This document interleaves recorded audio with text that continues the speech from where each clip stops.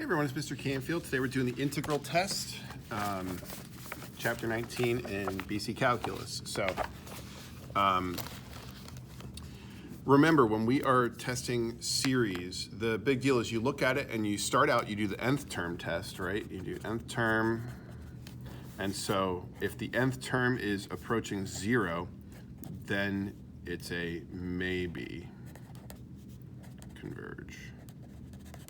But if the nth term is not going to 0, as we go out to infinity, then this diverges. So that's our first order of business every time. So maybe it converges. After this, we go on and we look and we see, is it a p-series? Could it be a telescope? Could it be geometric? Or another option is, can we take the integral? And so we're going to talk about the integral test today. I dropped my cap on the floor. All right. So there's a couple of things we need to use the integral test, but let's examine the first example today. We're looking at 1 over x, and you might remember from previous classes that if we add up this infinite sum, this is the harmonic series, and it is divergent. So we already know this is divergent, but let's look and see what happens if we were to take the infinite, the integral, the improper integral of this. So if you remember the way that we do that, the official version of an improper integral is you go from 1 to b, you take the limit as b goes to infinity of 1 over x dx. And so the integral of 1 over x is natural log, the absolute value of x, and then we go from 1 to b, so this turns into, the limit as b goes to infinity of all this, so this turns into ln of b minus ln of 1, and ln of 1 is 0, so ln of b as b goes to infinity, so it's ln of infinity, so it's infinity. So this is a divergent integral. It's an infinite area. This is not a coincidence. And so there's just a couple of criteria we have, and if we have that criteria, then we can use an integral to find out if a series converges or diverges. So let's look at 1 over x squared. So here's the thing. 1 over x squared, if you use the different things that we have, 1 over x squared is convergent. It's a p-series where the power is more than 2. So I already know this is convergent. I don't need to do this. But if I were to, oh wait, I should be using n here, shouldn't I? N is normally what we use. Whatever, it's the same idea, it's a variable. So if we look at, oh my gosh, silly. So if I confused you at all over here, I'm sorry. This said n equals 1 to infinity, but I didn't even use n here. I should have used n there too. Hopefully that did not throw you off. I'm not starting the video over for that. So if we compare this to its integral, 1 over x squared from 1 to infinity, I think we're going to be using, oh, he's doing 2 to infinity? Why is he doing 2 to infinity?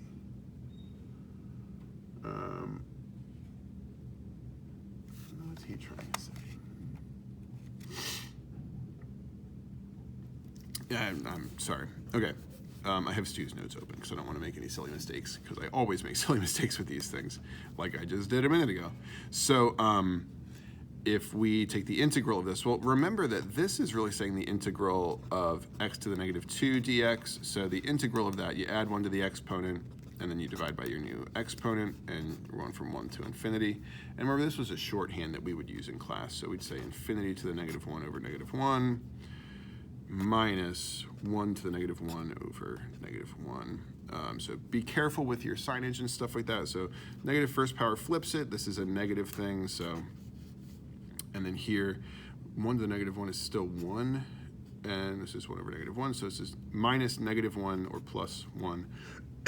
Excuse me.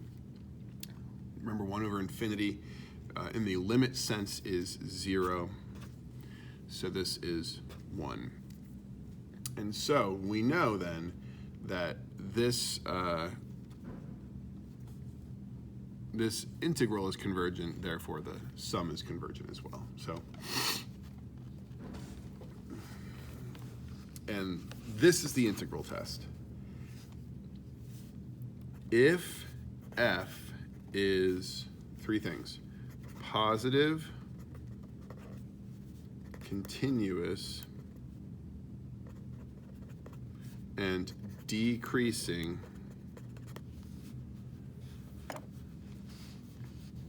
for all x greater than or equal to k, and your terms are the same as some function. This part is not super important.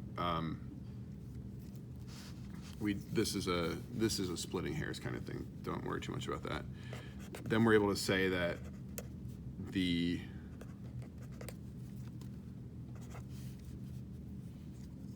excuse me.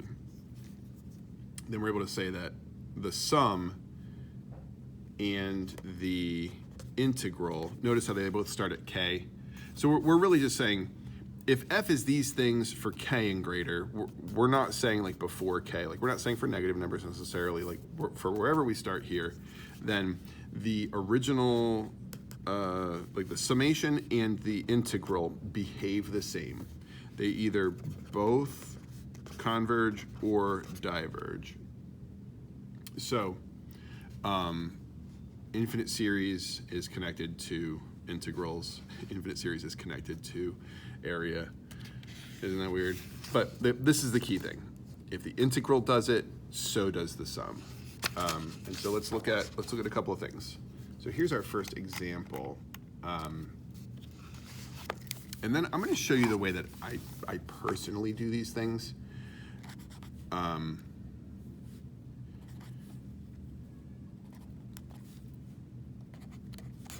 Because the integral test is rarely necessary. It is one of the least necessary tests in the problems that we get in this class. But what I can do, I look at this and I'm going to ask myself, nth term, is this going off to 0? Yes, okay, because it goes to 2, or it goes to n squared's on the bottom. It's way bigger at infinity, so it's nothing over infinity. It's 0. Same thing for this one. It's nothing over infinity at the end. So I know these are both going off to 0 from the nth term test. Now I ask myself, do I see another strategy I can use?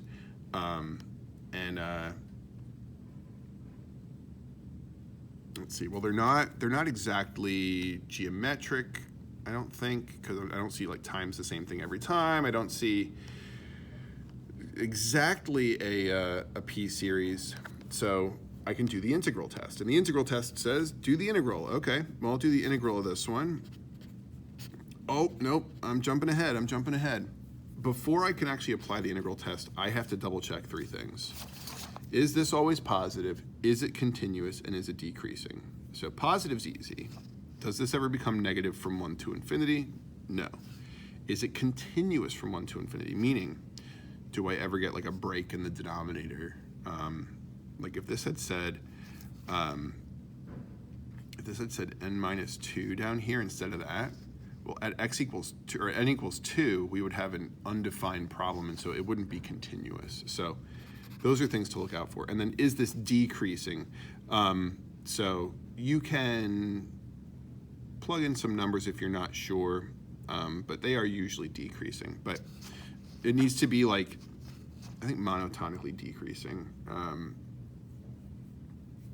Is it monotonic or is it just decreasing in general? But those, we have to check for those things. So it's decreasing, so we're good. Because if I plug in 1, I get 2 over 3. No, I don't. I get 2 over 2. Right? 2 over 1 plus 1 is 2. If I plug in 2, I get 4 over 5. If I plug in 3, I get 6 over 10. So we get 1.8.6. Yeah, okay, it definitely is getting smaller. Okay, so I can take this integral. All right. Shoot. How do I take this integral?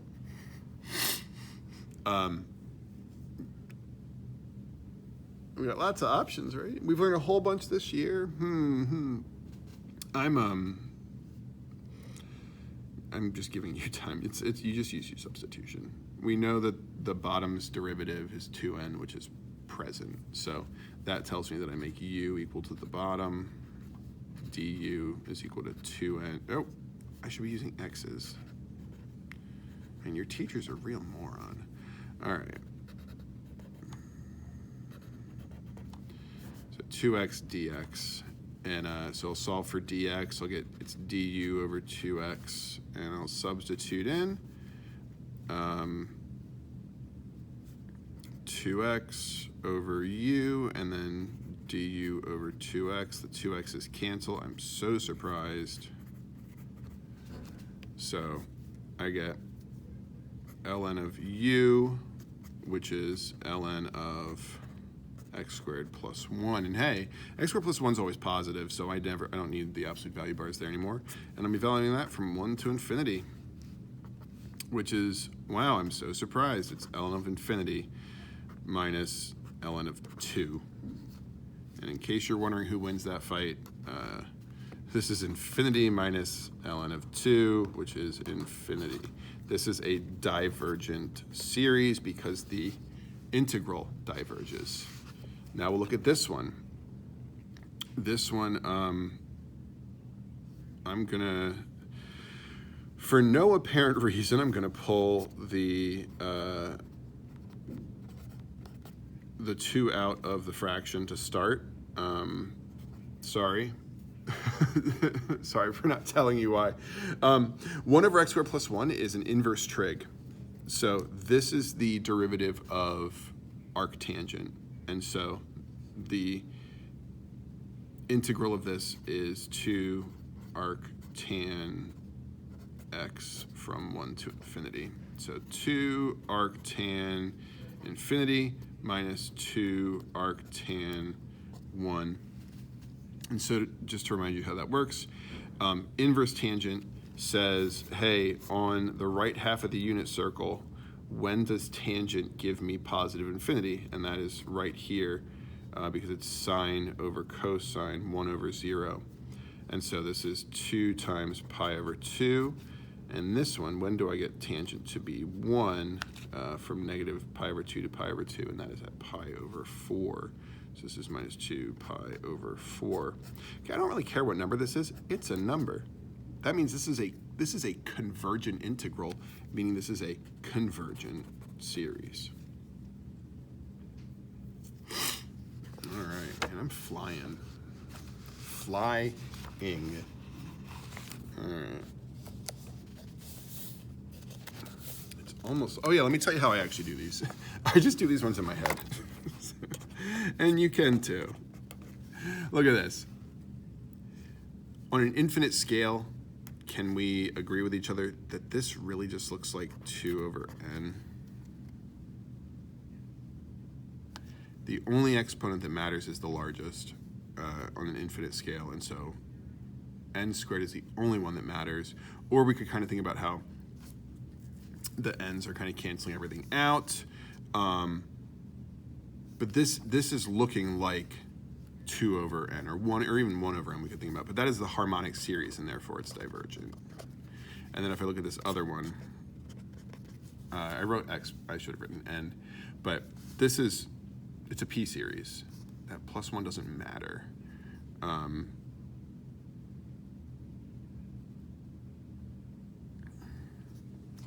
So I kind of spoke wrong here. The only one that matters is this, but we do want to think about how do those two relate to each other. How does this and that relate too is also important, but n and 1, like n destroys the 1, but here with the n and the 2, the 2 destroys the 1 and it's left with a 1. Here, the x squared has no 1 to fight with, and that's all there is, so that's how I know this is convergent. And since we're not trying to find out what these converge to, It's great. Like, I don't have to do any more work than that. However, on this, that number we got there, that is not what this converges to. It just tells us that the series does converge. So, forgive my sniffles. All right. So, I am only going to resort to the integral when I can't just figure it out. Like in number 2. It says this. So that means that this is 1 over e to the n. I'm pretty sure we have talked about this already. Excuse me. This is not a p-series. Oh, wait. Guys, this is, if I dress this up just right,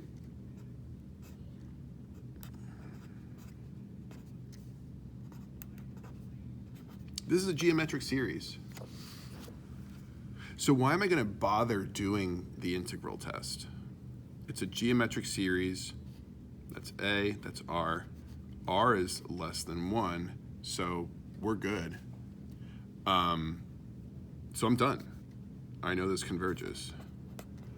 I don't need to do the integral test, but it works. The integral test will absolutely work.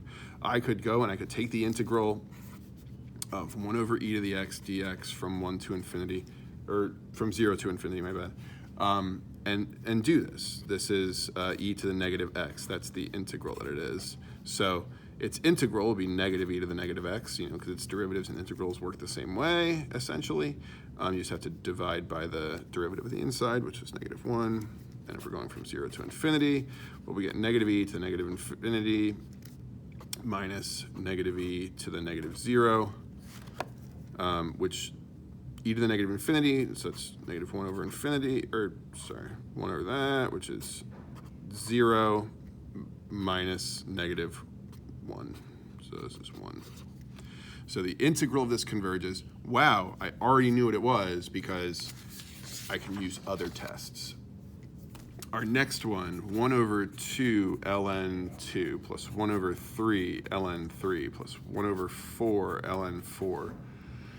So what is that? 1 over n ln n, is that what it is? And okay, if I understand p-series correctly, I don't. Okay, cool. I just looked at it. This isn't a p-series because it's not like n to a power. This ln n kind of messes things up. So let's make sure, is this positive? Well, we're starting at 2. And there's a reason we can't start at 1 for this. It'd be 1 over 1, and that'd be ln of 1, which would be 0. But I could say ln 2 and go to the end. So I get 1 over 2. Oh, wait, I already see the numbers here. So the bottom is getting bigger, which means it is decreasing. It's positive. Okay, so I can use an integral. Use x's, bozo. All right. And you might think that this one's going to be super challenging. Nope, it's just a baby u substitution. U is equal to ln x. What's your du? 1 over x dx. So then dx is equal to x du. You go in and you do the substitution. 2 to infinity of 1 over x. There's a u still, and then this turns into x du. I'm so surprised the x's cancel. I did not see that coming a mile away. And this is from 2 to infinity, 1 over u du. And I actually am going to stop here. I'm not going to finish this, because this is identical to an integral we did earlier. In an integral earlier, we did the integral of 1 over u. Those integrals,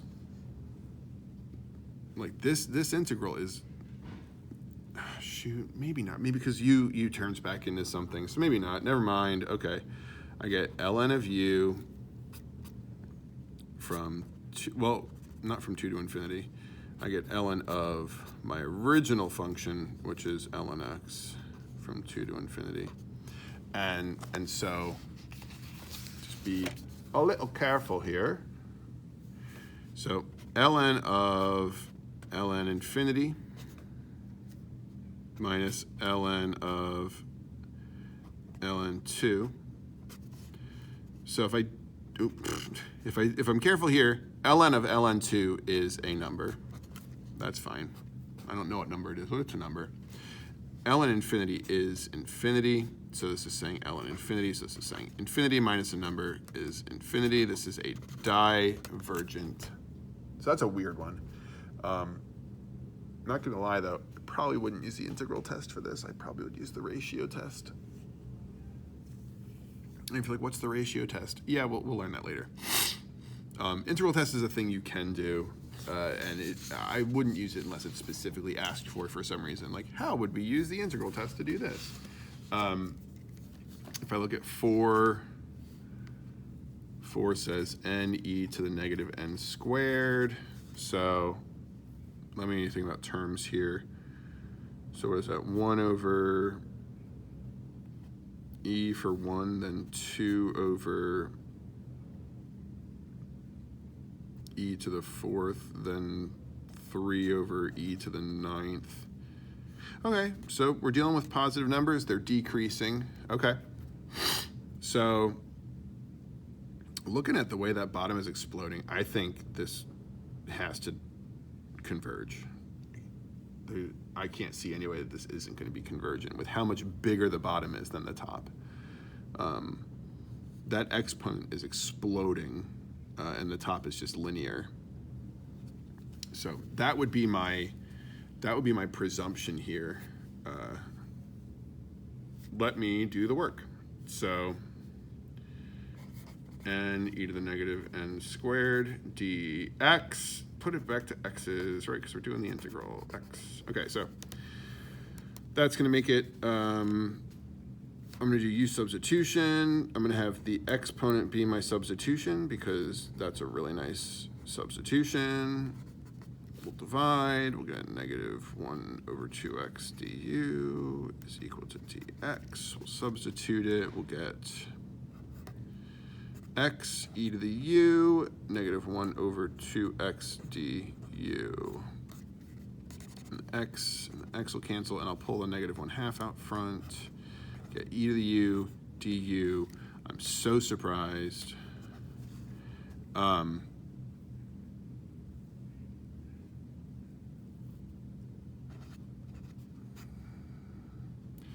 But now my bounds, if I wanted to like do this the legit way, we use this. I plug in 1 to my u stuff here. So like x is 1, what does that do here? If x is 1, I get negative 1 squared. Well, we do 1 squared and then take the opposite of it. So u is negative 1. So I go from negative 1. And if I plug in infinity here, I get infinity squared negative. So u is equal to negative infinity. And so when I plug those in, I get negative 1/2 e to the negative infinity minus negative 1/2 e to the negative 1.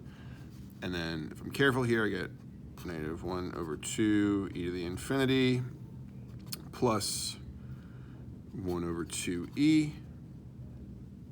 This bottom here is infinity, so the whole thing goes to 0. So this is a convergent integral, meaning the series converges. But I thought it did earlier, and I'm proven right through this. So I didn't need to do all that work to say, yes, I think this is a convergent integral. And I'm done. So bug me about it, and I'll go over the homework too. All right, have a good one. Bye.